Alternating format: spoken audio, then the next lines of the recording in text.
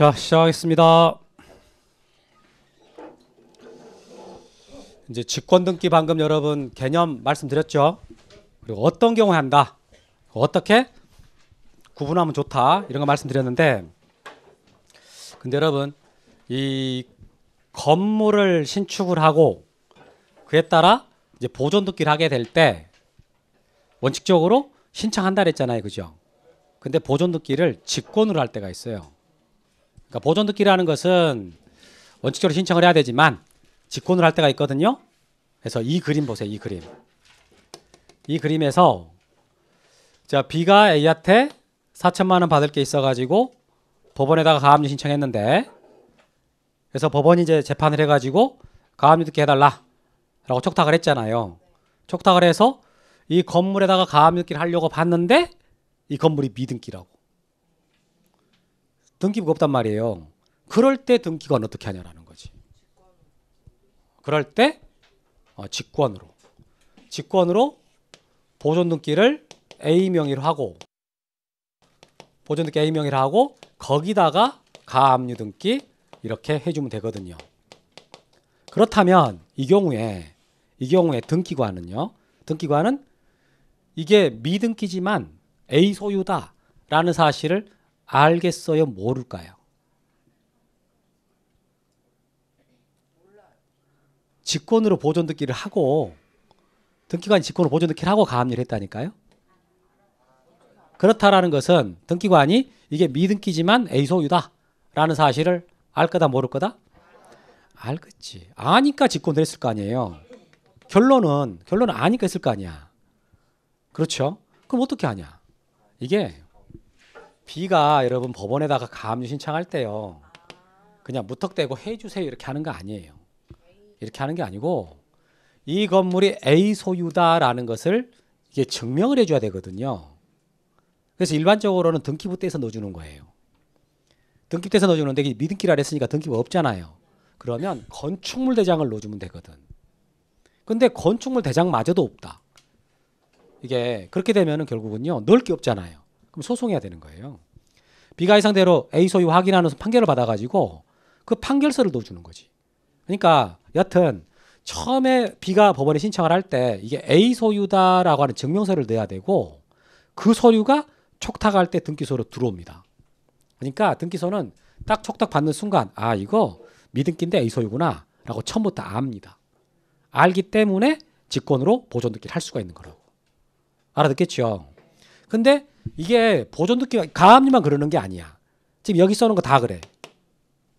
여기 써놓은 거 다 그러거든. 그래서 이 등기 3개를 보고요, 처분 제한 등기라고 표현합니다. 이 등기 3개를 뭐라 그런다고요? 처분 제한 등기. 그래서 미등기 부동산에 대하여 법원의 처분 제한 등기의 촉탁이 있을 때 등기관은 직권으로 보존 등기를 하고 거기다가 이 처분 제한 등기를 하게 된다, 이렇게 쓰거든요. 그러니까 이 그림 자체가 시험에서 진짜 거의 매년 지금 나오고 있거든요.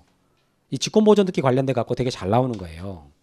그러니까 위에서 방금 제가 법원의 촉탁 등기 그거 자체도 중요하지만 더 중요한 것이 이게 직권 보존 등기랑 연결이 돼서 중요한 거예요.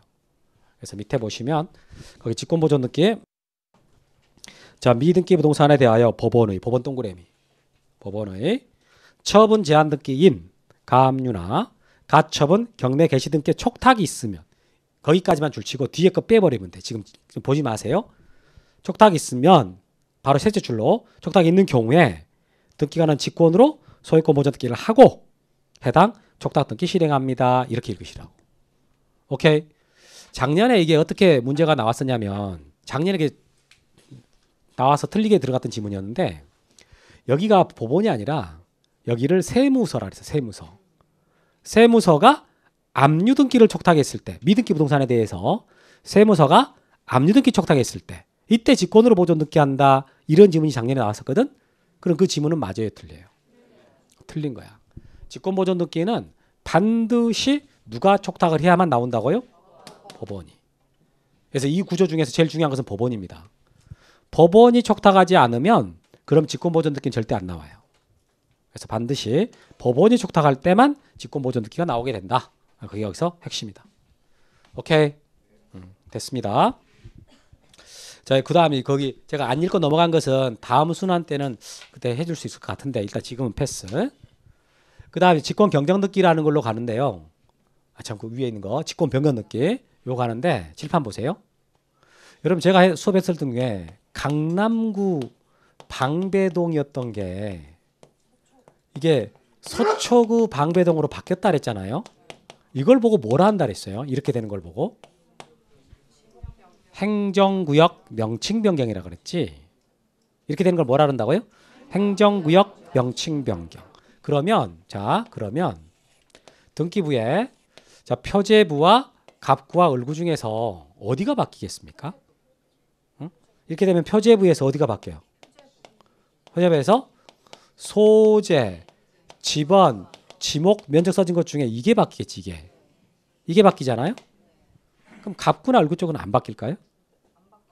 자, 갑구에 을구에 여기 소유권 뭐 보존 등기 A라고 쓰고 이 사람의 주민등록 번호 쓰고 또 뭘 쓰게 돼 있어요? 이걸 쓰게 돼 있죠. 이거. 그럼 이게 바뀔 수 있겠네. 그럼 제가 지적법 지번할 때 소재 지번과 주소는 같은 말이라 그랬어요? 다르다 그랬어요? 같다 다르다? 그러니까 되게 많이 강조했지 같은 거 아니라고. 응? 이게 같지 않다라는 거 꼭 구분해야 되는데 자 여기 써진 이 표제부에 써지는 소재, 지번, 지목, 면적 이런 거 있잖아요. 그런 걸 뭐라 그래요? 토지의 표시. 건물이면 건물의 표시라 그러죠. 합쳐서 뭐라 그래요? 부동산의 표시라 그래요. 부동산의 표시라 그런다고. 그럼 이게 이렇게 되면은 어때요? 여기가 지금 바뀌게 되는 거 아닙니까? 그럼 이거 여기서 고쳐줘야 바뀐 걸로 보겠어요? 안 고쳐놔둬요? 당연히 바뀐 걸로 보겠어요. 자, 그러면 이게 지금 이렇게 바뀌었거든. 공표가 된 거야. 이제 여기는 행정구역상 이제 방배동은 서초구가 됐다라고 공표가 됐어. 근데 아직 여기를 안 고쳐놓은 상태란 말이에요. 그럼 이 땅은 아직도 강남구 땅인가요? 그럼 이거 뭐라 그래야 돼? 서초구 땅이라고 해야지. 그러니까 안 고쳐놨어도 이미 변경된 걸로 보긴 합니다. 그렇긴 하지만 그냥 강남구 상태로 놔두진 않을 거 아니야. 그것을 어떻게 하겠어요? 고치겠지. 그때 고칠 때 소유자가 와서 고쳐주세요라고 신청을 해야 될까요? 등기관이 다 알잖아. 다 아니까 어떻게 할 수 있어요? 직권으로 부동산의 표시를 뭐 할 수 있다고요? 변경 등기를 할 수 있는 거지. 이것을. 오케이? 자, 그런데 여기 써진 소유권 보존 등기 명의인이 지금 누굽니까? 소유권 보존 등기 명의인이 A죠. 여기 제가 지금 등기 명의인이란 말을 하잖아요.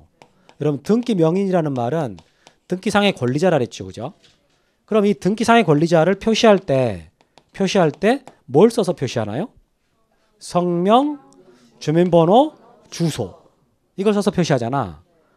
등기 명의인의 표시를 할 때 성명, 주민번호, 주소를 쓴단 말이에요. 그중에 이게 바뀌었잖아, 지금 이게 바뀌면 그럼 무슨 등기 한다고 그러겠어요? 등기 명의인의 표시 변경 등기 한다고 그래요. 그럼 이것도 어떻게 해달라고 신청해야 되는 거예요? 직권을 할 수 있는 거예요. 직권을 할 수 있지. 등기 다 하니까. 오케이? 근데 좀 더 구체적으로 여기서 등기 명의인의 표시를 이렇게 말해도 되지만 우리 법에서는 주소라 그래가지고 등기 명의인의 주소 변경 등기를 직권으로 할 수 있습니다라는 말이 나오게 된다고. 그 제가 여러분들한테 그때 참 많이 강조했던 게 이게 다르다. 꼭 기억하시라. 나중에 등기법 가보게 되면은 전혀 내용이 달라진다는 게 나온다. 그래서 요것은 등기 명의인의 표시가 되는 거고요. 요것은 부동산의 표시가 되는 거예요. 써지는 부분도 다르다라는 거지. 그래서 이거 그때 꼭 구분하세요라고 많이 강조했었다고. 오케이. 자, 봅시다. 2번. 직권 변경 등기. 행정구역 또는 명칭이 변경된 경우 예를 들어서 자, 강남구 방배동에서 서초구 방배동으로 이제 바뀌었다 이거. 이때 등기부상의 부동산의 표시와 등기명의인의 주소는 당연히 변경된 걸로 본다. 거기 줄쳐요. 등기부상의 부동산의 표시와 등기명의 주소는 당연히 변경된 걸로 본다. 줄쳐요. 거기에 끊어주고. 그런데 변경된 사실을 명확하게 공시하기 위해서요. 등기관은 직권으로 부동산의 표시 변경 등기 또는 등기명의인의 주소 변경 등기를 할 수 있다. 거기 밑줄 치세요. 등기관은 직권으로 부동산의 표시 변경 등기와 등기 명의인의 주소 변경 등기를 할 수 있습니다. 라는 말이 나왔다라는 거지. 오케이? 오케이. 여기까지. 자, 그거 두 개만 합시다. 어때요? 직권 변경 등기, 그 다음에 직권 보존 등기. 이거 나름 이해됐어요? 직권 등기는 어떤 데 하는 거라고요? 원래는 법률에 규정이 있을 때 그때 하는 거지만 나름 구분하는 노하우 알 수 있을 때. 그러니까 앞으로 공부하다가 이거 신청해야 되나 직권을 해야 되나 라고 헷갈리잖아요. 그러면 무슨 생각을 해보라고요? 등기관이 이걸 알 수 있을라나? 이렇게 생각하란 말이에요. 등기관이 알 수 있을 것 같다? 그럼 어떻게 하는 거고? 직권을 하는 거고. 알 수 없겠다 싶을 때는 신청하는 거. 오케이.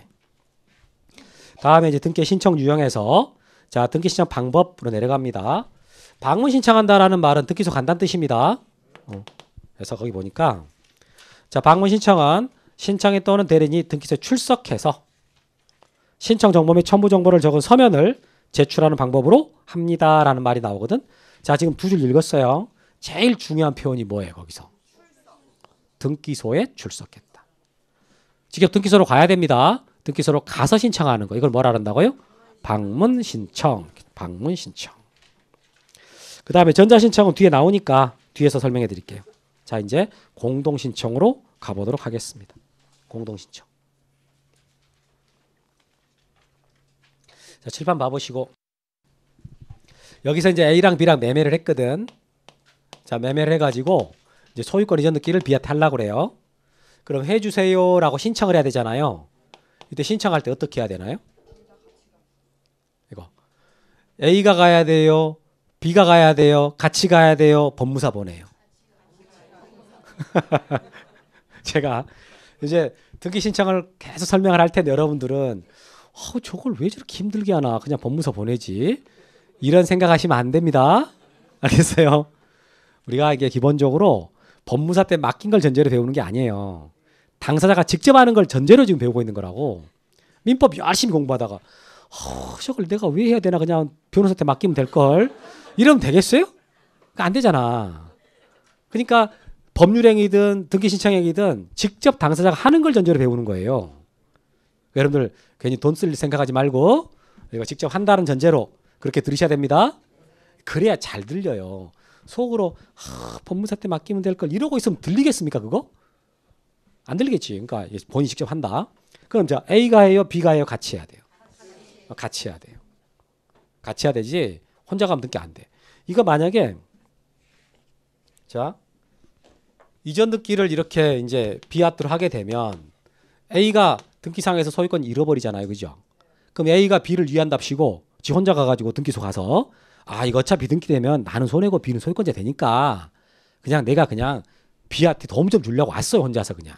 자, 등기해 주세요. 이러면 등기가 마음도 참 고우시네요. 그럼 해주겠어요? 안 해준다고. 이게 권리를 취득하는 쪽에 있고 잃은 쪽에 있을 때는 같이 와야지 한쪽만 하면 등기 안 해주는 거예요. 그럼 여러분 여기서 볼 때 이 등기를 A가 더 하고 싶겠어요, B가 더 하고 싶겠어요? 아니면 같이 하고 싶겠어요? 그렇죠. 이 등기를 함으로써 B는 소유권을 취득하게 되는 거고요. A는 소유권을 잃게 되거든. 그러니까 이렇게 놓고 보면은 B가 이 등기를 다 하고 싶어하는 사람이라고. 이렇게 등기를 하고 싶어하는 쪽이 있거든요. 이 사람을 등기 권리자라고 그래. 그러면 하고 싶은 쪽이 있으면 그 애 혼자 못 하거든. 협조를 받고 해야 된단 말이에요. 근데 협조해야 되는 쪽 있죠. 이 사람을 등기 의무자라고 합니다. 이렇게 하고 싶은 등기 권리자와 협조해야 되는 등기 의무자가 있잖아요. 그럴 때는 같이 해야 되는 거야. 이걸 보고 공동신청이라고 그래. 자, 공동신청 뜻이 뭐라고요? 봅시다. 여기 보세요.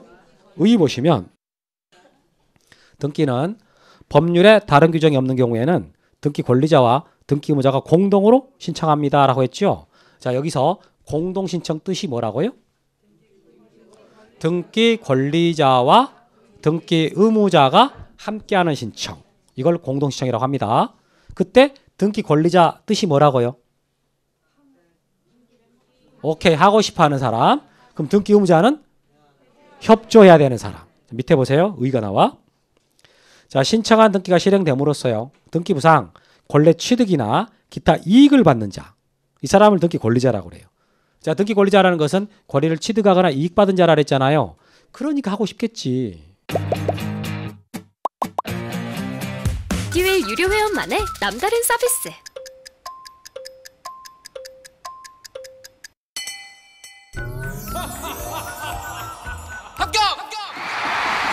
합격하고 돈도 받는 혜택.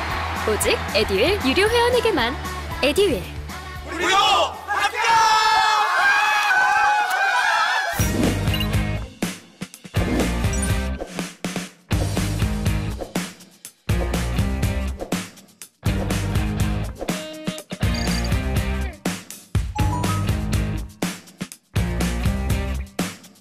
이렇게 이익이 되니까. 그런데 반면 등기가 실행됨으로써 등기부상 권리 상실 또는 기타의 불이익을 받는 자, 이 자를 등기 의무자라고 합니다. 그러니까 등기 의무자는 불이익을 받는 자이기 때문에 협조를 해야 되는 쪽이라는 거예요. 그때 말 알겠죠? 그러니까 써진 것대로 해도 되지만 나름 이해하고 그러니까 써진 것대로 하지 않고 내가 좀 편하게 할 수 없나? 그렇게 생각했을 때는요. 하고 싶어하는 쪽 권리자, 협조해야 될 쪽 의무자 이렇게 생각하시면 돼요. 뭘 하고 싶어하는 거라고요? 등기. 자, 이 경우에 이익이나 불이익의 여부는요. 등기부상으로 보아서 형식적으로 판단하는 것이지 실제로 이익을 보거나 손해를 봐야 되는 것은 아니라는 거예요.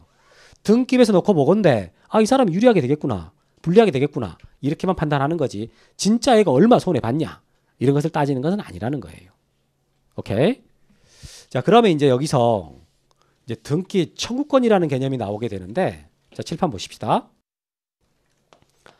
여러분 등기 청구권이라는 말을요 그대로 해석해 봐요. 무슨 뜻이에요? 등기 청구권.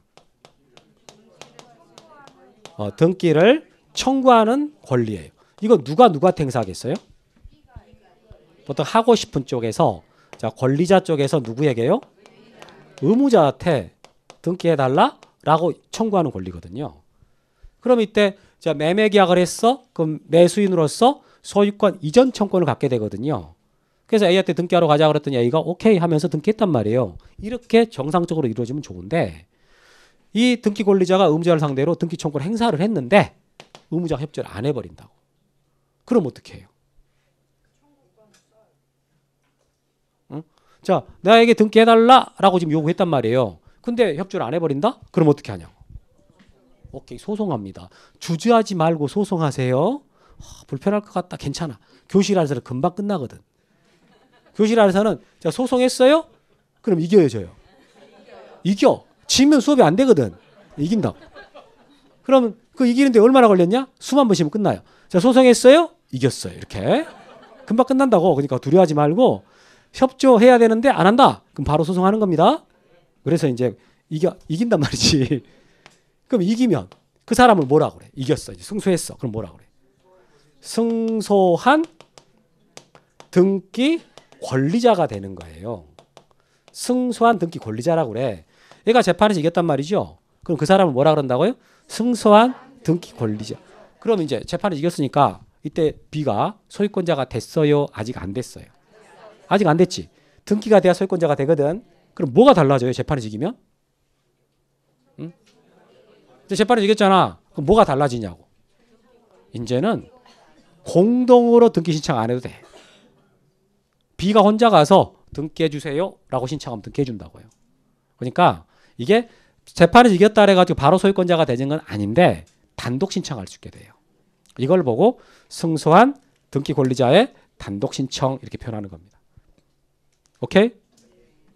그 다음에 칠판 보시고 등기 인수청구권이라는 말이 있거든. 자, 이 말 그대로 한번 해석해 봐요. 등기 인수청구권이라는 말을 그대로 한번 해석해 보세요. 무슨 뜻이에요? 등기를 인수하라고 청구하는 권리. 인수가 뭐예요?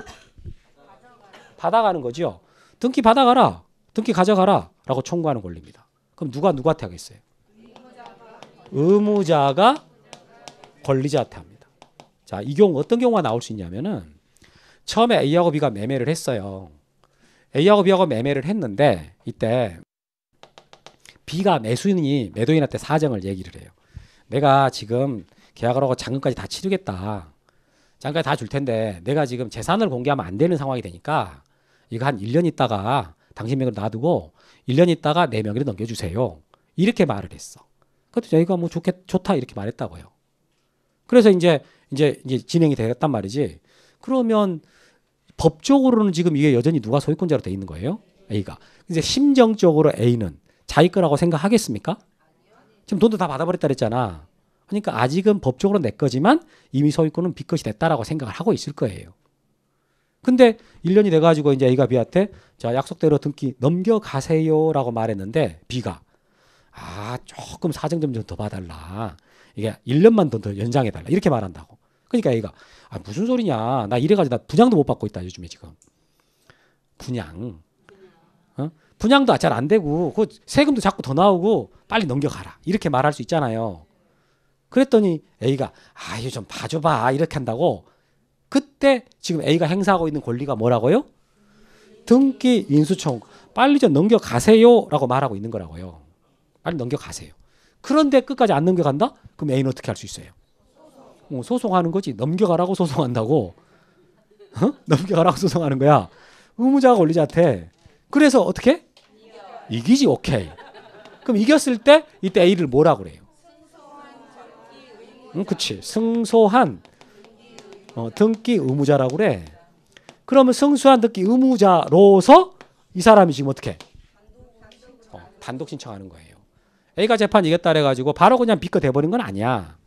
이 판결서를 가지고 단독 신청할 수 있게 되는 거라고. 그래서 이게 승소한 등기 권리자뿐만 아니라 승소한 등기 의무자 있잖아요. 얘도 단독 신청할 수 있거든. 그래서 밑에 보시면 자, 보충 봐봐요.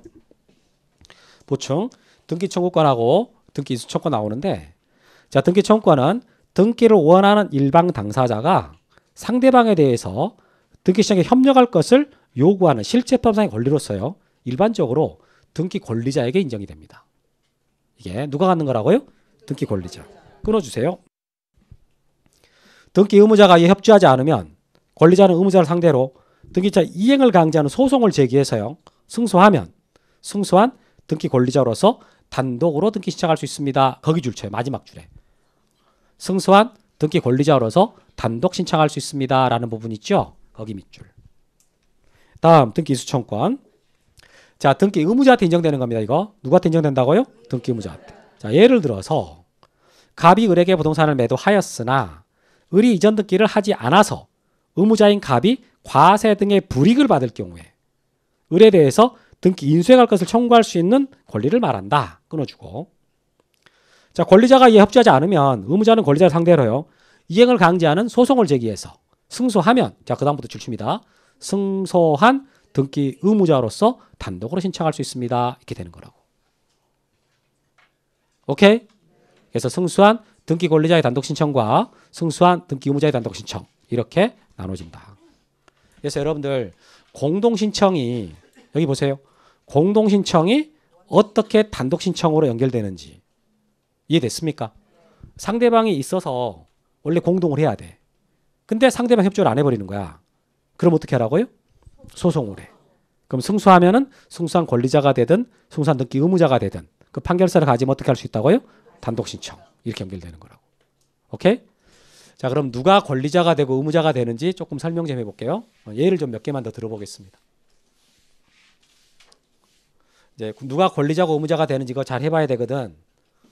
소유권을 자, A가 가지고 있다가 건물주인데 B하고 매매 계약을 했어요. 그러면 매매 계약을 하게 되면은 그때 당사자로서 누가 나와요? 매도인과 매수인이 나오죠.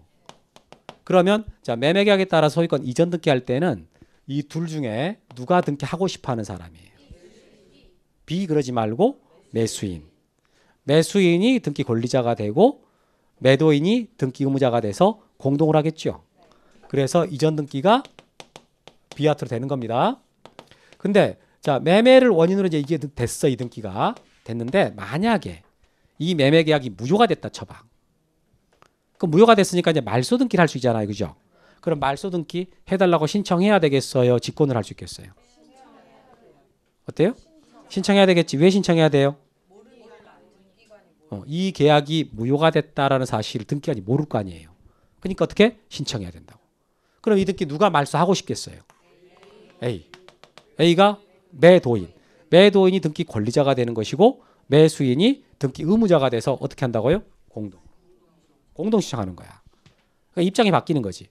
이전 등기 할 때하고 이거 말소 등기 할 때하고는요. 권리자 의무자가 바뀌어요. 하고 싶어하는 사람이 바뀐다 그 소리지. 오케이. 자 이제 A가 소유권자로 할게요. A가 소유권자가 이제 됐는데 이 사람이 돈이 굉장히 좀 필요해요. 돈이 많이 필요해가지고 이게 대출 좀 신청하는데 잘 안 나와요. 대출 브로커를 끼웠어.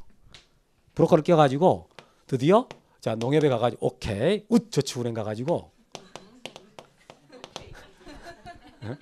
우저축은행 가가지고 여기 가가지고 돈 빌리면서 자기 이 건물에다가 저당권 설정해 주겠다라고 저당권 설정 계약을 한 거야. 설정 계약을 하고 그리고 이제 돈을 대출받고 그에 따라서 이 설정 계약에 따라 가지고 자 저당권 설정 등기 해달라고 신청한다 그 말이에요. 그럼 이 계약 당사자가 저당권 설정자가 있고 저당권자가 있잖아요. 그럼 이 계약에 따라 가지고 저당권 설정 등기 해 주세요라고 신청을 할 때 누가 등기를 하고 싶어하는 쪽이에요. 자, 얘가 돈이 정말 필요해가지고 대출이 안 나와서 대출 브로커까지 끼워서 겨우 대출을 받고 그리고 나서 이제 이 담보로 여기다가 저당권 등기 한단 말이에요. 자, 그랬을 때 이 저당권 설정 등기를 하고 싶은 자는 자 이게 저당권자냐 설정자냐 누구예요? 안 넘어가시네. 여러분 이 사람은 지금 돈을 빌리고 싶었어요? 등기를 하고 싶었어요? 그렇지. 돈을 빌리고 싶었던 것이지 등기하고 싶은 건 아니야. 등기는 누가 하고 싶은 거예요? 은행이 하고 싶은 거예요. 은행이 하고 싶은 거라고. 그러니까 여기서 누가 돈을 받고 싶어 하느냐 돈을 빌리고 싶어 하느냐 이걸 묻는 게 아니고 등기를 누가 하고 싶어 하느냐 이 등기하고 싶은 자 쪽이거든요. 그게 등기 권리자라는 거예요. 그러니까 누가 등기 권리자가 되겠습니까? 저당권자인 은행이 권리자가 되는 것이고 설정자인 A가 의무자가 돼서 공동을 하는 거라고요. 그런데 만약에 이제 자 이렇게 저당권 설정 등기 해놨다가 저당권 설정 등기를 이렇게 해놨다가 나중에 이제 돈 다 갚고 계약 관계를 해지하고 이제 말소하려고 그러거든. 자 말소해 주세요라고 신청해야 되겠어요? 직권으로 할까요? 왜 신청해야 돼요? 이제 그만 물어볼까요? 이거 여러분들이 17년 노하우라니까 그냥 여러분들이 별거 아닌 것 같지만 이거 정말 이거 내가 딱 깨달은 순간 확 쉬워져 버렸다니까요. 이 파트가 이게 그 많은 것들이 일거 해결됐어. 신청할 수밖에 없는 거야 등기들은 대부분. 그래서 이게 지금 모르는 상태이잖아요 등기관이. 그러니까 신청해 줘야 된다고. 그럼 누가 말소하고 싶어 하겠어? 저당권 설정자. 그러니까 저당권 설정자가 등기 권리자가 되고 저당권자가 의무자가 돼서 공동으로 신청하는 거예요. 항상 하고 싶어하는 쪽과 상대방이 있을 때는 공동으로 하라고. 오케이? 네, 그렇게 하시면 돼. 그렇게 하시고 그럼 오른쪽에 박스 거 다 설명한 거예요. 지금 다 설명한 거야. 이거. 그래서 여러분들 이거 나오는 거 처음에 하면은 잘 될 것 같지만 생각보다 그렇게 쉽지 않아요. 뭐 은행이다 A다 이러면 쉬울 텐데 저당권 설정 등기 할 때 저당권자가 등기 권리자고 저당권 설정자가 등기 의무자다. 이렇게 말하면 여러분 헷갈려 한다고. 응? 저당권 설정 등기 할 때 은행이 등기 권리자고 건물주가 등기 의무자다. 이러면 잘 알아들어요. 그런데 저당권 설정 등기 할 때 저당권자가 등기 권리자가 되고 저당권 설정자가 등기 의무자가 돼서 공동으로 신청한다. 이러면 조금 다르게 들릴 거라는 거지. 권자와 설정자 개념이 자유롭게 이게 쓸 수 있어야 된단 말이에요. 정말 중요한 말입니다. 오케이? 됐어. 자, 여기까지 해가지고 이제 공동신청 관련된 내용들 다 봤습니다. 여러분 공동신청에서 나오는 등기 권리자, 등기 의무자 개념 있죠? 이게 등기법에서 너무너무 중요하고 기본적인 개념입니다. 정말 중요한 말이야. 등기 권리자와 등기 의무자. 사실 올해 등기법 12문제 중에서 2문제가 되게 어렵게 나왔거든요. 그중에 한 문제가 이 등기 권리자 의무자 개념이었어요. 근데 이게 우리 시험에서 처음 나왔던 패턴으로 냈거든. 올해 그게. 근데 여러분 그럼 처음 나왔던 그 패턴이 내년에도 나올까? 제가 봐서는 100% 안 나와요. 그 어쩌다가 이상하게 한번 나온 것들은 잘 안 내거든. 다른 시험에서 내지도 않아 그거. 근데 지금 처음 냈어요. 그래서 여러분들 중에 혹시 시험 보신 분들 중에 왜 그걸 말 안 하시나? 라고 이렇게 생각할 수 있는데 그거 안 중요한 거예요. 지금 말하는 거 하고 싶은 사람 권리자, 협조된 쪽 의무자라고 했잖아요. 그거 중요한 거야. 그게 절차법상의 등기 권리자 의무자라고 표현하는데 그거 몰라도 돼. 그냥 권리자 의무자 이렇게 하면 돼요. 그래서 가장 기본적인 내용이니까 지금 말한 거 잘 하시고 나중에 심화 과정 들어갔을 때 그때는 한번 하든가 말든가. 그때 안 할 수도 있어 이거. 올해 안 나올 것 같은데 왜 합니까? 내년에 안 나올 것 같은데. 근데 그거 한번 시험에 나왔다고 막 할 수도 있는데 그거 여러분 그렇게 애쓰지 마세요. 시험은 나왔던 것들이 계속 잘 나오는 거지. 지금부터 20년 동안 한 번도 안 나왔다가 지금 처음 나온 거야. 와, 그럼 이거부터 이제 올해부터 새로 내려나 보다. 그런 건 없어. 사실 수강료가 꽤 부담이 돼서 와이프한테 눈치가 많이 보였어요. 근데 에듀윌 유료 회원은 합격하면 환급해준다고 하니까 의지가 더 불타더라고요. 받아야겠다. 꼭 받아야겠다. 그래서 환급 받으셨나요? 네, 와이프가 엄청 좋아하더라고요. 어쩌다가 한번 나온 것들은 시험에 안 나와요. 그러니까 무시하면 돼. 자, 이제 단독 신청으로 가는데 제가 여러분들하고 방금 말했던 거 상대방은 있지만 걔가 말 안 들어가지고 판결 써가지고 단독 신청하는 경우 있었잖아요. 근데 애초부터 상대방이 아예 없어가지고 단독을 할 수밖에 없는 그런 등기가 있어요. 제일 먼저 하는 여러분 건물 짓고 자 A가 이 건물 지었다? 그럼 최초라는 등기가 뭐라고요? 보존 등기. 이 보존 등기 할 때 상대방이 있겠습니까? 없어요. 이 건물주 말고 건물주에 상대방이 없는 거예요. 그래서 처음에 보존 등기 해달라고 신청할 때 이거 단독 신청일 수밖에 없어요.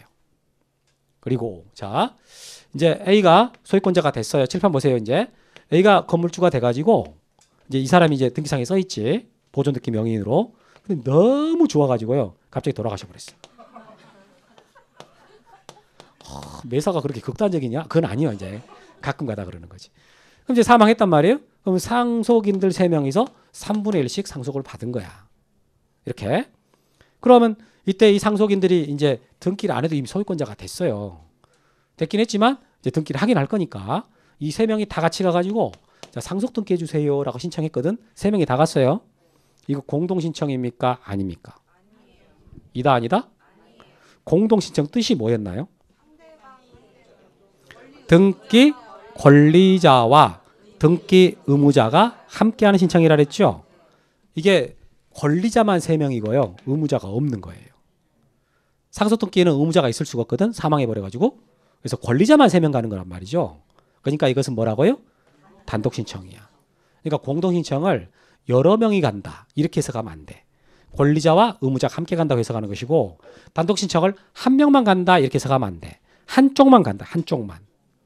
이게. 알아듣겠죠? 상속 등기가 단독 신청이라는 거지. 그래서 거기 1번에 소유권 보존 등기, 그 다음에 2번에 상속 등기, 이게 지금 단독입니다. 오케이. 그 다음에 칠판 보시고, 그럼 여기서 이제 이 소유권을 A가 갖고 있는데요. 이걸 소유권을 이전받은 사람이 있어. 이름이 백원만이에요. 백원만. 주민등록 번호하고 주소가 써 있지. 근데 어때요? 할아버지가 지어준 이름이거든. 할아버지가 평생 살아보니까 별거 없더라. 원만하게 잘 살아야지. 이러면서 참 좋은 뜻으로 지어준 이름이에요. 원만하게 살아라 이렇게. 근데 문제는 성이 백씨라는 게 문제지. 그래서 100원만 너무 모양 안 좋잖아요. 그래서 얘가 안 되겠다 이거. 그래서 어렸을 때는 어쩔 수 없었지만 좀 나이 먹고 개명했어요. 개명해가지고 좀 이렇게 나는 좀 거대하고 싶다. 백두산으로. 백두산을 개명했지 이제. 그래갖고 이게 이름이 바뀐 거입니다. 그러면 이거 어떻게 등기할 수 있게 된 거 아니야? 그때 무슨 등기예요? 그러니까 무슨 변경 등기 하냐고. 자, 여기 소유권 이전 등기 명의인이 100원만이죠. 여기서 등기 명의인. 등기 지금 명의인이 100원만이란 말이에요. 등기 명의인을 표시할 때 자, 뭘 써서 표시한다고요? 성명, 주민등록 번호, 주소. 이 3가지를 써서 등기 명의인을 표시하거든. 그럼 셋 중에 하나가 바뀌었잖아요. 하나가 바뀌었으니까 그때 무슨 등기하게 된다고요? 등기 명의인의 표시, 변경, 등기하는 겁니다. 이때 개명하잖아요, 여러분들. 그럼 등기 명의인의 표시, 변경 등기하는 거라고. 그럼 이거 신청해야 되겠어요? 직권을 하겠어요? 왜 신청해야 됩니까? 등기관은 몰라요. 얘 이름이 이렇게 바뀌었다는 사실을 알 수가 없는 거라고. 그러니까 신청하러 와야 되거든. 그럼 누가 와야 돼요? 두산이가 원만이랑 같이 야 두산 원만아 우리 등기하러 가자. 이렇게 등기 되겠어요? 안 되잖아. 상대방이 없지. 같은 사람이기 때문에. 그래서 이거 단독 신청할 수밖에 없는 거라고. 등기 명의 표시 변경 등기라는 말을 알면 돼. 여러분들 이거 막 단독 신청 머리 끌 때 따서 외우려 그러거든. 그렇게 공부하면 안 돼요. 그렇게 하면 안 되고 등기 명의 표시 변경 등기가 무슨 뜻인지를 알면은 그럼 이거 단독으로 할 수밖에 없다는 게 자동으로 설명돼. 그러니까 이 등기 명의라는 말을 알아야 되거든. 등기상의 권리자야. 그 등기 명의를 표시할 때 뭘 써서 표시하느냐? 성명, 주인번호, 주소예요. 이것 중에 뭐가 하나 바뀌면 그때 하는 등기를 등기 명의의 표시 변경 등기라고 그래. 그게 보통 개명될 때라고. 그러면 그거 상대방이 없으니까 같은 사람이니까 단독으로 신청할 수밖에 없다. 이렇게 가는 거라고. 오케이? 네, 그래서 4번 설명했어요. 4번.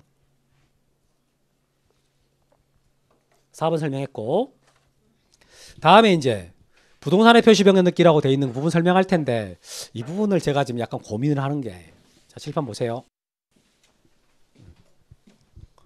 여기 보시면 자, 표시번호 1번에 이 땅 지목이 전이다. 면적은 500제곱미터고 이렇게 돼 있다고 칩시다. 소유자는 소유권 보존 등기가 소유자는 A라고 치고 근데 A가 요번에 자기 땅 지목을 전해서 이걸 창고용지로 바꾸고 싶어. 바꾸고 싶으면은 대장 고쳐야 되고 등기부 고쳐야 되는 날 있잖아요. 그럼 대장을 먼저 고쳐요? 등기부를 먼저 고쳐요?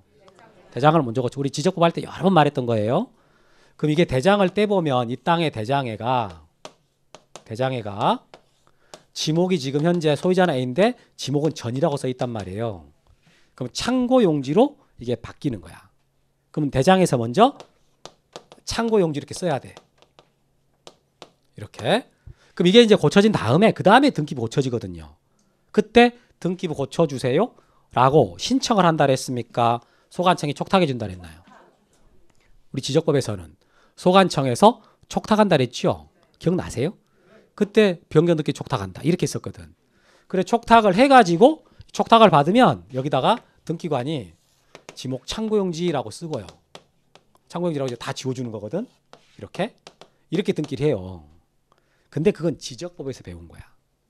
등기법은 어떻게 돼 있냐면은 자 이렇게 이제 대장에서 이렇게 바뀌었잖아요 지목이. 그러면 소유권자 A가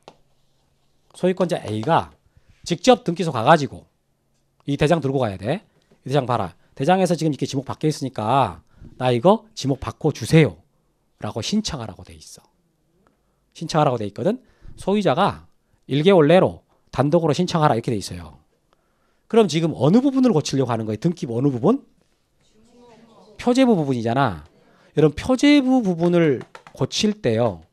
상대방이 있어요 없어? 여기는 있을 수가 없는 파트부로. 표제부는 상대방이라는 개념이 없는 거예요. 그럼 표제부 쪽에서 뭘 해달라고 할 수 있는 사람은 누구밖에 없어? 소유자밖에 없어요. 표제부를 고쳐달라고 신청할 수 있는 사람은 뭐밖에 없다고요? 소유자밖에 없다고. 그러니까 표제부 쪽에서는 절대 공동 신청한단 말이 나오질 않아. 표제부 쪽 등기들은 항상 소유자가 신청할 수밖에 없다는 거지. 그러니까 우리 등기법에서는 만약에 지목이 바뀐다, 면적이 바뀐다 이러잖아요. 그럼 소유자로 하여금 단독 신청하라고 돼 있거든.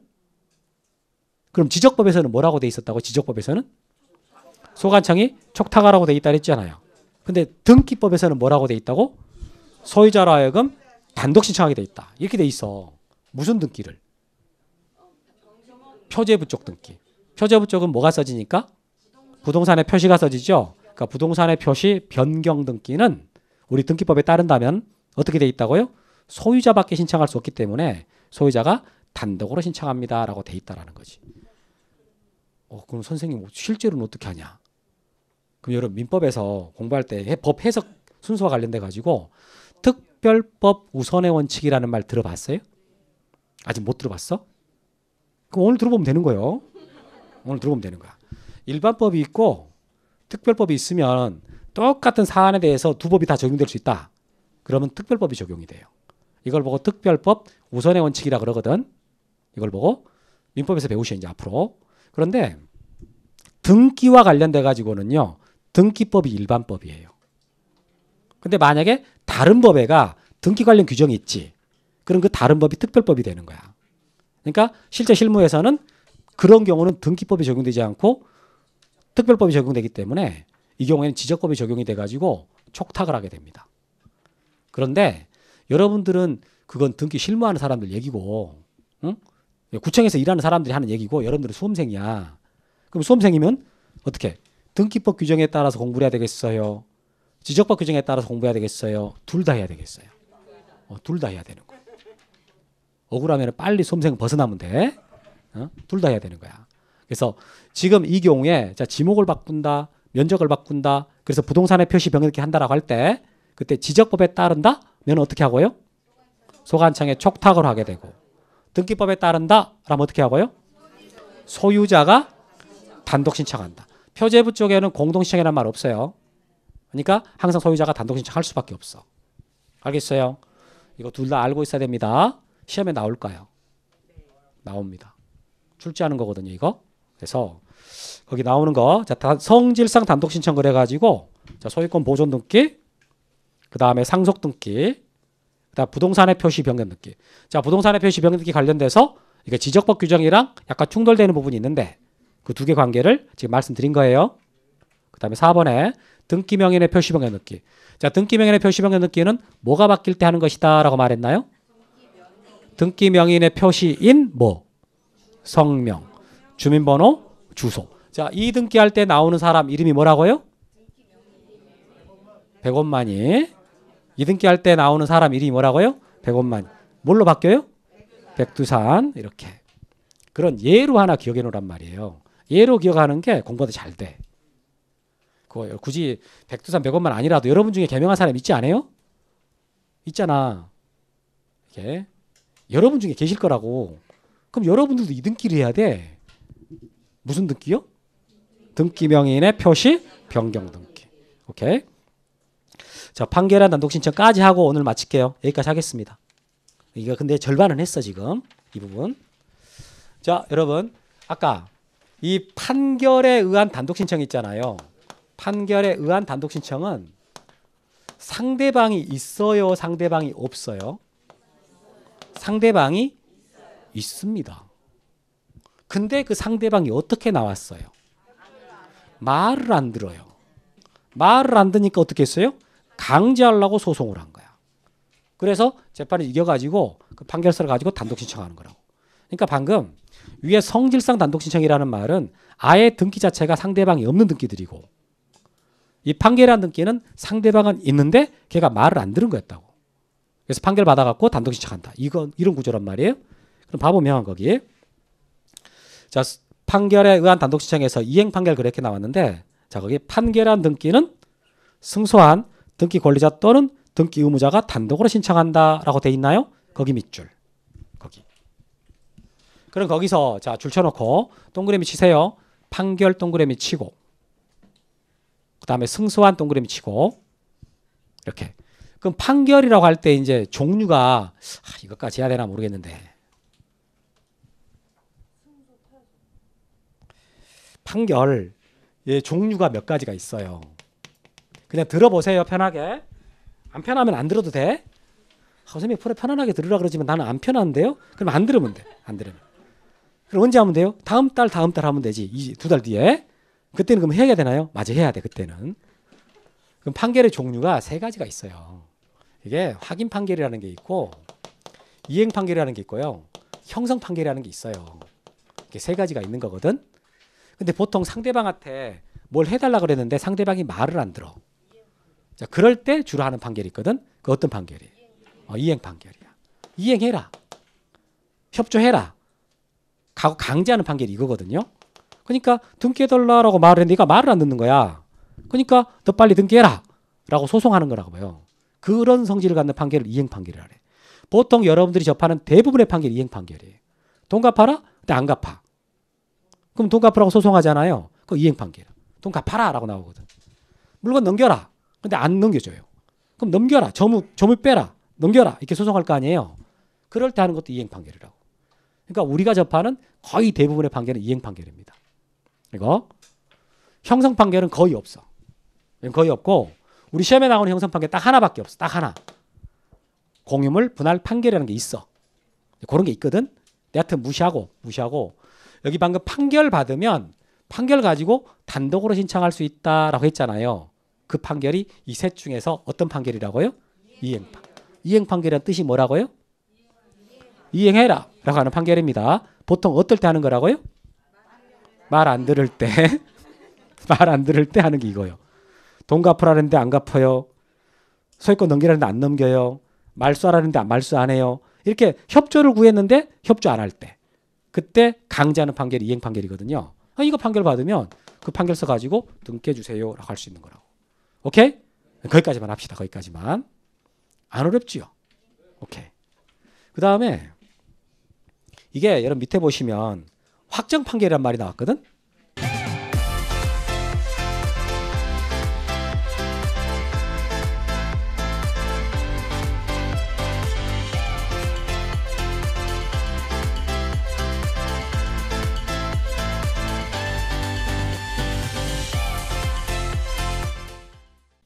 와, 그럼 다시 봐. 여기 좀 봐봐요. 여러분 판결의 종류는 몇 가지가 있다고요? 세 가지. 뭐뭐 있다고요? 확인 판결, 이행 판결, 형성 판결. 그럼 확정 판결은 뭐예요?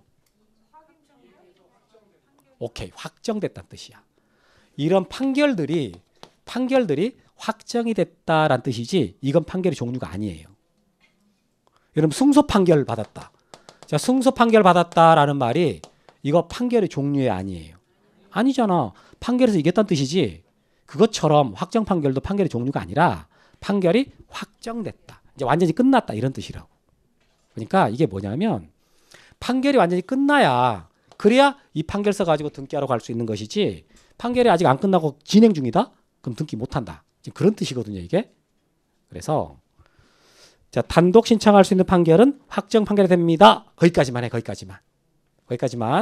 더 하지 마세요. 더 하지 마. 더 하면 괜히 이게 뭔 소린가 싶으니까 안 해버려야 돼. 안 해버려야 돼.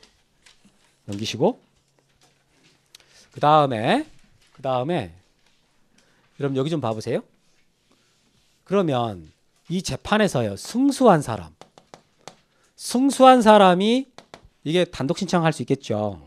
그럼 패소한 사람은 단독 신청할 수 있을까요? 패소한 사람?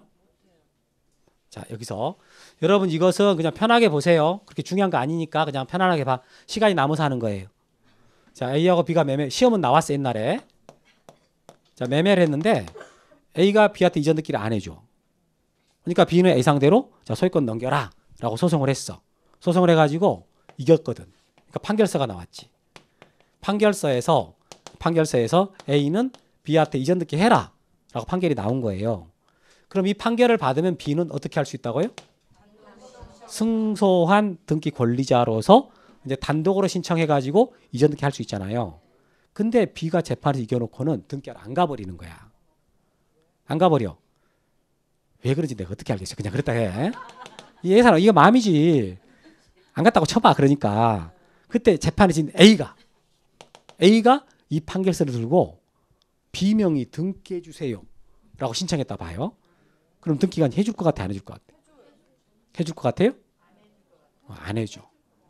안 해줘. 등기 안 해줘요. 왜 안 해줄 것 같아? 너는 속도 없냐? 이러면서 안 해줘. 뭐 재판에 진 놈이 무슨 등기까지 하러 왔냐? 그건 아니고 이게 여러분 이행 판결이라는 게 원래 법적 의미가요. 의사표시 강제하는 판결이라는 뜻이거든. 이행 판결 원래 그거야. 의사표시를 안 하니까 의사표시를 강제하는 판결이라는 뜻이에요. 그럼 여기서 A는 B한테 이전 등기 해라 라고 판결이 나오면 A의 의사표시가 이 판결에 의해서 강제가 되는 거라고. 그러니까 B가 이 판결서를 가지고 단독으로 신청하러 왔죠. 그러면 B가 등기소에 혼자 오긴 했어도 등기상에 A를 데리고 판결서에다가 A를 데리고 공동으로 신청하는 효과가 나오는 거예요. 그래서 이게 등기가 된 거거든.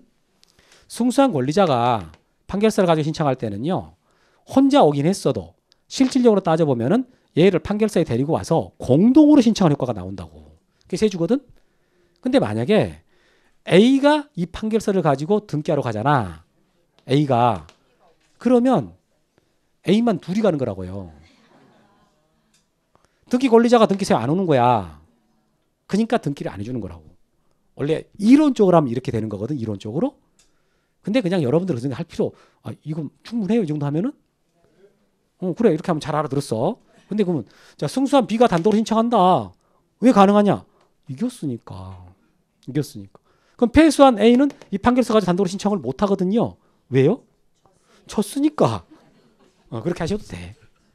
알겠어요? 승수한 자만 할 수 있고 패소한 자는 못 하는 게 그게 원칙이라고요. 그런 말들이 거기 나오는데 물론 예외가 있긴 하지만 이 정도 하시면 돼요.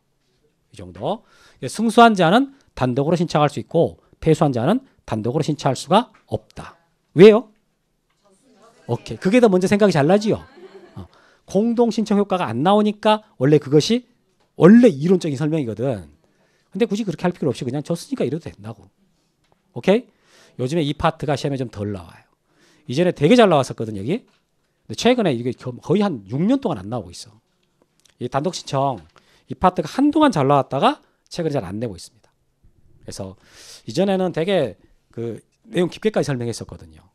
조금 요즘에는 조금 분량을 줄이려고 이 부분은. 근데 제일 지금 알아야 될 기본적인 내용을 말씀드린 거예요. 승소한 자 판결에 한 등기는 승소한 등기 권리자 또는 등기 의무자만으로 신청할 수 있다. 이게 원래 규정이에요.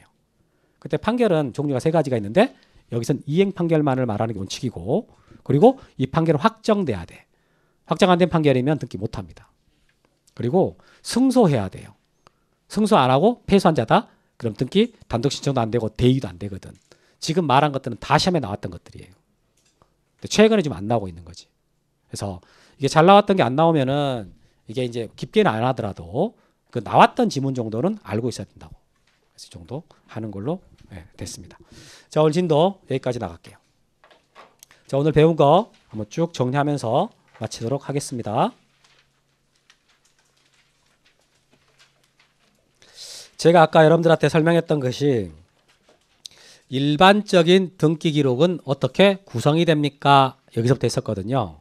그래서 보통 일반적인 등기 기록은 자, 표제부와 갑구와 얼구로 구성이 되는데 표제부에는 토지 표시나 건물의 표시 쓰잖아요. 토지 표시는 소재, 지번, 지목, 면적 쓰고 건물의 표시는 소재, 지번, 구조, 종류, 면적 이런 걸 씁니다. 이런 거 아까 구조, 종류, 면적이라는 말 했던 기억나죠? 그런 게 건물 등기 표제부에 나오는 것이고 쓰는 번호는 표시번호입니다. 이제 갑굴구 쪽에는 따로 안 할게요. 안 하고 바로 이제 구분 건물에 관한 등기. 이리 넘어가 보면은 자 구분 건물이라는 거 아파트 생각하시면 되고 자 구분 건물이 되려면은 요건을 갖춰야 돼요. 요건으로서 자 객관적 요건과 주관적 요건이 필요하지. 근데 객관적 요건을 갖췄어. 그때 꼭 구분 건물로 해야 되는 것은 아니다. 이 구분 건물을 하겠다라고 하는 소유자의 의사가 필요합니다. 이랬습니다. 그 다음에 자 이게 구분 건물은 어떻게 구성이 됩니까? 라고 할 때 전유 부분과 공용 부분으로 구성이 된다고요. 공용 부분은 다시 구조상 공용 부분과 규약상 공용 부분은 나눠집니다. 이 규약상 공용 부분이란 뜻이 약속으로 정해서 공용 부분을 한 거예요. 보통 관리사무소 같은 게 여기에 해당합니다. 그럼 여기서 전유 부분은 따로 등기가 되고 구조상 공용 부분은 아예 등기가 안 되고 규약상 공용 부분도 따로 등기부는 만들어진다. 그런데 우리가 실제 등기한 것을 보면은 전유 부분에만 등기를 하고 그 효력은 공용 부분까지 미치게 그렇게 돼 있다. 그래서 따로따로 분리해가지고 따로 등기하는 경우는 없다. 그래서 전유 부분과 공용 부분의 일체성이 있습니다. 라고 했습니다. 다음에 대지권이라는 개념으로 들어갔었는데 이 대지권이라는 말 나오기 전에 대지 사용권이라는 말이 있어요. 그래서 건물의 전유 부분을 소유하기 위해서 대지를 사용할 수 있는 권리. 이게 대지 사용권입니다. 그런데 이 건물의 전유 부분과 대지 사용권은 건물 부분, 토지 부분 따로따로잖아요. 원래는 건물 따로 땅 따로야. 근데 만약에 아파트를 건물 따로 땅 따로 해버리면은 아파트 토지 등기부 관리 못한다. 그래서 건물하고 토지를 하나의 부동산처럼 묶어버릴 필요가 생겼고 그래서 등기를 건물에만 해놓고 그 효력이 토지까지 미치도록 이렇게 이론 구성을 했어야 됩니다. 그래서 나오게 된 권리가 대지권이다. 그러니까 대지권이라는 개념을 이해할 때는 건물하고 토지를 하나의 부동산으로 묶어놓은 권리다 이렇게 이해하시면 돼요. 물론 법에서는 조금 어렵게 써놨지. 건물의 전유 부분과 분리처분이 금지되는 대사용권을 말한다라고 돼 있는데 그 말을 나름 이해할 때는 건물하고 토지를 하나의 부동산으로 묶어놨다. 이렇게. 그럼 이런 대지권이라는 권리를 만들었어요. 그럼 그 대지권을 등기부상에다가 공시해야 되거든. 이때 대지권 3종 세트가 나오는 거지. 대목토, 대표, 대뜻. 자, 대목토라는 것은 대지권의 목적인 토지 표시인데 일동 건물 표지에 나오는 거예요. 그 다음에 대지권의 표시는 전유 부분 표지에 써지는 겁니다. 여기 대지권의 표시에다가 대지권의 종류, 대지권의 비율. 일반인들이 정말 관심 갖는 게 여기 써지는 거예요. 이 대목토 대표는 신청해야 되는데 그 다음에 토지 등기 기록 해당 구에 대지권이라는 뜻의 등기를 하게 돼 있습니다. 이건 등기의 직권으로 해요. 그래서 대뜻, 토지 등기 기록 해당 구에 기록된다. 이런 식으로. 그래서 대목토, 대표, 대뜻 3종 세트가 등기가 됐습니다. 그러면 등기를 건물에다만 해도 그 효력은 대지권까지 미친다. 즉 토지까지 미친다. 이렇게 돼 있어요. 다만 그 등기가 건물만에 관한 것이다 는 뜻의 부기가 돼 있으면 그렇지 않다. 이 말이 딱 나오는 순간 여러분들 6-1번 등기가 떠오르면 좋지. 6-1번 그건 뭔 소리야? 버스 이름이야? 그러지 말고 아까 등기부상에서 6-1 있었잖아요. 이렇게 여러분 6-1 그러면 버스가 먼저 떠올라요? 등기가 먼저 떠올라? 진짜요? 훌륭한데? 앞으로 6-1 그러면 버스 떠오르지 마요. 이제 이렇게 해서 구분검을 맞췄고 3장으로 넘어가. 3장 등기 절차 총론. 등기해 주세요 라고 신청하고 접수, 심사, 요건 갖추면 수리, 실행, 못 갖추면 각하. 그 다음에 교합하고 등기별 정보까지 이 과정 진행되는 절차를 다 다루는 게 등기 절차 총론 파트다. 그러면 등기라는 게 반드시 꼭 신청을 해야만 되느냐? 그건 아니고 어떻게 개시가 됩니까? 라고 할 때 원칙은 신청이다. 그리고 예외가 직권이다. 이렇게. 근데 신청하는 게 이렇게 나눠지는데 자, 방문해서 하는 신청과 전자신청. 그 다음에 당사신청, 촉탁 이런 거 있잖아요. 그래서 이 부분 관련돼 갖고 우리 등기법 규정은 자, 등기는 당사자 신청 또는 관공촉탁으로 합니다. 다만 법률에 다른 규정이 있으면 그렇지 않다. 그게 직권 등기. 그래서 원칙이 신청 등기라고요. 이렇게. 그리고 이 촉탁이라는 개념은 신청이라는 뜻입니다. 따라서 관공서가 신청한다라는 의미이기 때문에 그래서 신청 이게 원칙이 된다라고 말했어요. 다음에 이제 이거 와가지고 여긴 특별한 거 말한 거 없어요. 거의 말한 거 없고 촉탁으로 바로 내려왔었는데 말한 것처럼 촉탁은 신청이야. 따라서 이 촉탁에 관한 등기법 규정이 미비할 때는 그때 신청에 관한 규정을 준용한다 이런 말이 있어요. 그리고 관공서가 신청한다 했을 때 그 관공서가 주로 누구냐라고 했으면 법원입니다. 그럼 법원이 촉탁하는 대표적인 등기 아까 이 법원이 촉탁하는 대표적인 등기 3개 가압류 등기, 가처분 등기, 경매 개시 결정 등기 가압류, 가처분, 경매 이렇게 하시면 돼. 이렇게. 자, 그 다음에 이제 직권 등기로 가가지고 직권 등기라는 말의 의미는 당 신청인이 신청도 안 했음에도 불구하고 등기관이 자기 권한으로 해주는 등기입니다. 그럼 그러려면 반드시 법률에 근거 규정이 있어야 돼요. 법률에 규정 없으면 직권 등기 못 하거든. 근데 그 많은 등기들을 직권 등기인지 신청 등기인지 어떻게 구분하냐? 알 수 있을까? 등기관이 이런 사실이 있다가 알 수 있을까? 이렇게 따져보면 됩니다. 그래서 알 수 있을 것 같을 때 직권을 하겠다라고 생각하라고 보시면 돼.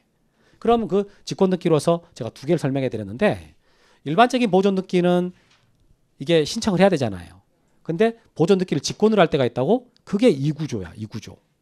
자, 미등기 부동산에 대하여 법원에 처분 제한 등기인 가압류나 가처분, 경매 이런 등기 촉탁이 들어오면 그럼 등기관은 직권으로 보존 등기를 하고 거기다가 이 처분 제한 등기를 해준다. 그러니까 처분 제한 등기라는 말이 나오면 이거 3개 묶어서 하는 말이구나라고 이해하시면 되겠습니다. 그래서 미등기 부동산에 대해서 법원, 이거 중요한 게 법원이에요. 법원에 처분 제한 등기 촉탁이 있을 때 그때 직권으로 보존 등기를 하고 처분 제한 등기 한다 이렇게. 그 다음에 행정구역 명칭이 바뀌게 되면 표제부 쪽에 써져 있는 소재가 바뀌게 되고 갑굴구 쪽에 써져 있는 등기 명인의 주소가 바뀌게 됩니다. 이런 거 안 고쳐놔도 이미 법적으로 바뀐 걸로 봐요. 다만 공시를 명확하게 하기 위해서 등기관이 직권으로 부동산의 표시 변경 등기와 등기 명인의 주소 변경 등기를 직권으로 할 수 있습니다. 이런 말이 나오지. 직권 등기 됐습니다. 다음에 공동신청. 공동신청은 자 등기는 법률에 다른 규정이 없으면 등기 권리자와 등기 의무자가 공동으로 한다라고 규정되어 있어요. 이게 공동신청 개념이 나온 건데 등기 권리자와 등기 의무자가 함께하는 겁니다. 이때 등기 권리자라는 것은 주어진 등기 하고 싶어하는 사람, 등기 의무자는 협조해야 되는 사람 이렇게 이해하시면 돼. 그럼 누가 등기 권리자가 되고 등기 의무자가 되냐라는 것은 그때그때마다 개별적으로 따져봐야 돼요. 매매 원인으로 해가지고 소유권 이전 등기 할 때는 매수인이 등기 권리자고 매도인이 등기 의무자가 됩니다. 근데 이미 이전 등기 해놓은 걸 만약에 매매가 무효가 돼서 말소를 하게 된다? 그럼 말소 등기 해달라라고 신청할 때는 이제는 매도인이 등기 권리자가 되고 매수인이 등기 의무자가 돼요. 자, 저당권 설정 계약을 해가지고 그에 따라 저당권 설정 등기를 하고 싶다라고 신청할 때 그때 저당권자 얘가 등기 권리자가 되고 저당권 설정자가 의무자가 되거든요. 근데 그 저당권 설정 등기 해놓은 것을 만약에 이제 말소하고 싶은 거야. 그러면 신청할 때는 이제 저당권 설정자가 등기 권리자가 되고 저당권자가 등기 의무자가 된다. 이럴 때 누가 하고 싶어 할까 이렇게 접근하시면 쉬워집니다. 그리고 이제 권리자가 의무자한테 야 등기해달라 라고 요구할 수 있단 말이에요. 이걸 등기 청구권이라고 그래요. 근데 등기 청구권 행사했음에도 불구하고 의무자가 협조를 안 하잖아? 그럼 권리자는 의무자를 상대로 소송을 해가지고 이기면 승소한 등기 권리자로서 단독 신청할 수 있어. 그 다음에 자 등기 인수청구권이라는 말이 있습니다. 그대로 해석하면은 등기 인수하라고 청구하는 권리예요. 이건 보통 의무자가 권리자한테 행사하는 거예요. 근데 권리자가 만약에 안 넘겨간다. 그럼 의무자는 권리자를 상대로 소송해가지고 이기면 승소한 등기 의무자로서 단독 신청할 수 있습니다. 이렇게 연결되는 거지. 자 여기처럼 상대방이 있음에도 불구하고 상대방 협조하지 않아가지고 그래서 소송을 해서 이기면 판결서 가지고 단독 신청하잖아요. 자 단독 신청 판결 받아서 하는 걸 넘어갑니다. 자 판결에 의한 등기는 승소한 등기 권리자 또는 등기 의무자만으로 신청할 수 있다. 이렇게 우리 법에 규정돼요. 이때 이 판결은 확인 판결, 이행 판결, 형성 판결 세 가지 중에서 원칙적으로 이행 판결을 말하는 거예요. 이렇게. 그리고 이 판결은 확정돼야 돼요. 확정 안 된 판결이면은 그거 가지고 등기 신청을 못 해요. 참고로 확정 판결은 판결의 종류가 아니고 그냥 판결이 확정됐다. 이런 뜻입니다. 그리고 승소해야 돼. 승소해야 단독으로 신청할 수 있는 것이지 패소한다. 그럼 신청을 못 하는 거. 이렇게. 자, 이제 상대방이 있음에도 불구하고 말 안 들어서 판결 가지고 단독 신청하는 건 봤고 애초부터 이제 상대방이 없으니까 단독을 할 수밖에 없는 그런 등기가 있다고요? 소유권 보존 등기. 다음에 상속 등기. 여러분 소유권 보존 등기는 누가 단독으로 신청하겠어요? 소유권자가. 그럼 상속 등기가 단독으로 신청하지요? 누가 단독으로 하겠어요? 상속인인. 상속인들. 그 상속인들이 아무리 여러 명이 간다 해서 그건 단독 신청이지 공동 아닙니다. 그 다음에 등기 명의인의 표시 변경 등기. 자, 등기 명의인의 표시가 뭐였어요? 등기 명의인의 표시가 성명, 주민등록번호, 주소 이게 바뀌었다라는 거죠. 그럴 때 그거 바꿔주세요 라고 신청하는 게 등기 명의인의 표시 변경 등기 신청하는 건데 상대방 없거든. 이건 누가 단독으로 신청해요? 등기 명의인이. 등기 명의인이 단독 신청한다. 이렇게 말해야지. 그 다음에 이제 부동산의 표시 변경 등기. 표제부 쪽에 써져 있는 지번, 지목, 면적 이런 거 있잖아요. 그런 것들이 바뀌는 거야. 그런 거 바뀔 때 우리 지적법에서 배울 때는 소관청이 촉탁한다라고 배웠지만 등기법에서는요. 누가? 소유자가 단독으로 신청합니다. 이렇게. 표제부적 등기는 절대 공동이란 말이 나오지 않습니다. 표제부적 등기는 소유자만이 신청할 수가 있는 것이라고. 오케이? 자 이렇게 해가지고 여러분들이랑 이제 단독 신청까지 봤어요. 다음 주에 마저 이렇게 2개밖에 안 남았죠. 이거 금방 하게 됩니다. 여러분 어때요? 등기법 재미있습니까? 어렵습니까? 지금 막 어려워서 못하겠다 이건 아니죠. 이렇게 하시면 돼. 지금처럼 하시면 여러분들 등기법 실력 올라가고 나중에 재밌어져요. 그러니까 이렇게 쉽고 차근차근 해드릴 때 잘 참석하시고 결석해버리지 말고 영상 보신 분들 잘 보셔야 돼요. 1.5배속 안 돼요. 1.2 넘어가면 안 돼요. 그래서 1.2 이상 절대 넘어가면 안 되거든. 자 여기까지 하시고 물어볼 거 없으시죠? 그러면 잘 보내셨다가 다음 주에 뵙겠습니다. 수고하셨습니다.